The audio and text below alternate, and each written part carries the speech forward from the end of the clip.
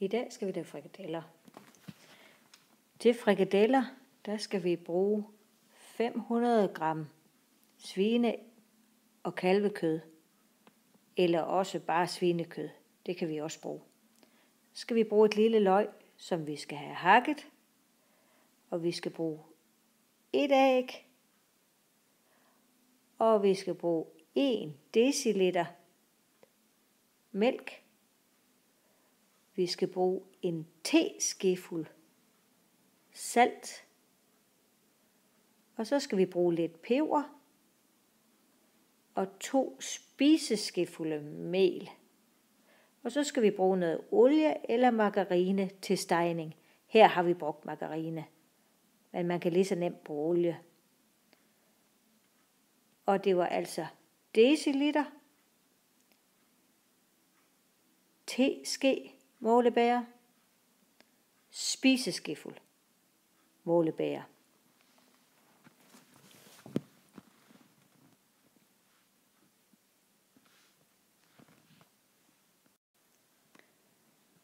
Hvor meget vi skal bruge af det forskellige, det repeterer vi lige senere hen, når vi kommer i gang med at lave frikadellerne.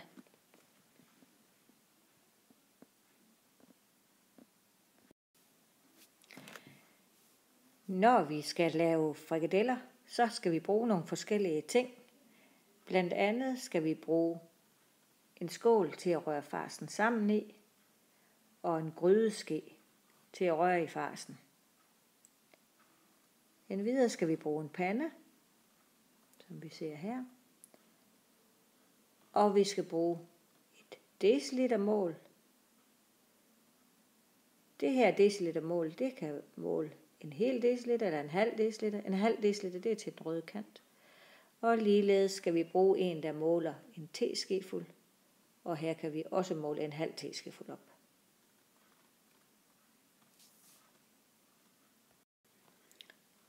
Til selve frikadellerne, der skal vi bruge noget fars. I det her tilfælde har vi brugt noget hakket svinesmåkød, men vi kan også bruge blandet kalv og flæskesmåkød. Og her bruger vi 500 gram. Så skal vi bruge et æg. Og vi skal bruge et løg, som vi hakker eller også river på den grove side af rivejernet. Vi skal bruge salt og peber. Og vi skal bruge noget margarine til at stege i. Det kan også lige så vel være olie af den ene eller den anden slags. Vi skal bruge lidt mælk. Der kan man også bruge, hvad man nu synes for noget mælk, man vil bruge. Og vi skal bruge noget mel.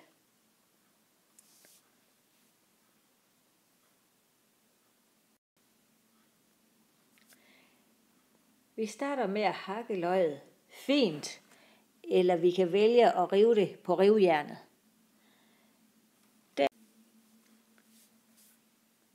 Når løget er hakket fint eller revet på rivejernet, putter vi det over i skålen sammen med farsen og et æg og mel, 1 eller 2 spiseskefulde og mælk. Og så skal vi også lige huske at putte lidt salt og noget peber i. Så rører vi det godt sammen og ser, om farsen har den konsistens, vi gerne vil have den til at have. Eller så skal vi måske have en lille smule mel mere i, men ikke for meget. Når farsen den er rørt godt sammen, så stiller vi den ind i køleskabet et kvarters tid, eller sådan, hvor den lige kan samle sig. Farsen skal se cirka sådan her ud, inden vi putter den ind i køleskabet og lader den stå og hvile lidt. Så skal vi til at stege frikadellerne. Vi tænder komfuret på 6. Det er det højeste. Og så putter vi margarine eller olie i panden og lader det stå og varme op.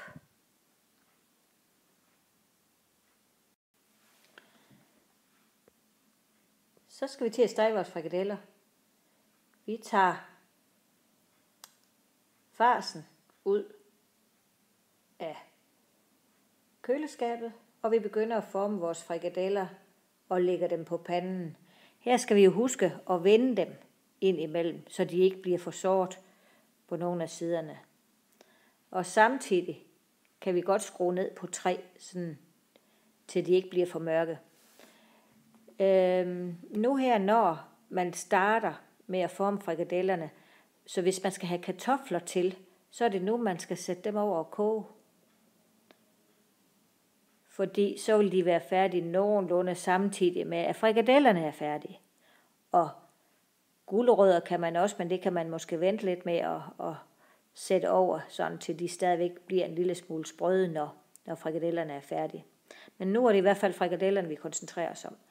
Så vi former frikadeller og lægger dem på panden og skruer ned og husker, at de skal vendes.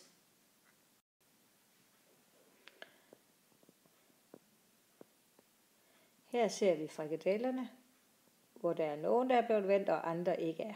Men når de alle sammen bliver vendt, og de ser fint brune ud på alle sider, så kan vi skrue ned på 1, og så skal de simpelthen stå og simre indtil de er færdige. Og hvordan kan man vide, at de er færdige?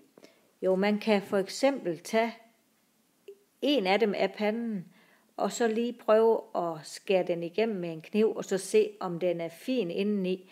Den skal helst ikke være lyserød, fordi at så er farsen ikke ordentligt gennemstegt. Men hvis den er sådan lidt grålig over det hele, så er de færdige. Og så kan man tage dem af panden og spise dem. Så er vi klar til at spise. I dag serverer vi frikadellerne med blomkål, kartofler, gulerødder og sovs. Sovs lærer vi at lave en anden dag, men ellers så kan man også godt købe nogle forskellige sovse færdige, som er nemme at varme op.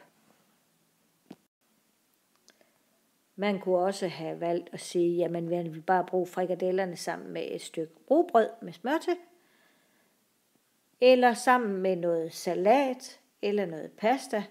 Det kan simpelthen varieres på mange forskellige måder, men det var hvordan vi laver frikadeller.